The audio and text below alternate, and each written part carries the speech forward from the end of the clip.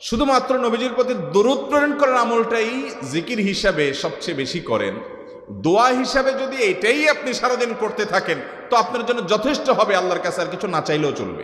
দুরুদ মানে হলো নবীজির জন্য দোয়া করা। ভাই, আল্লাহ তার হাবিবকে রহম করবেন, আপনার আমার দোয়ার দিকে আল্লাহর তাকানোর কোনো ঠেকা আছে? নবীজি কি আমাদের দোয়ার কোনো মুখাপেক্ষী?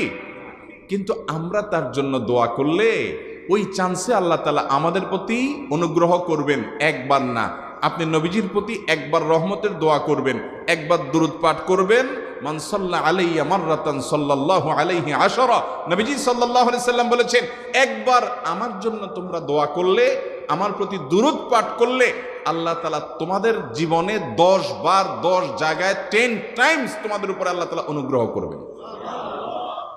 আপনি টেরও পাবেন না কত জায়গায় আল্লাহ অনুগ্রহ করেছেন, আল্লাহ বাঁচাই দিয়েছেন, একটুর জন্য শেষ হয়ে যান নাই। ওই যে দুরূদ পড়ছে।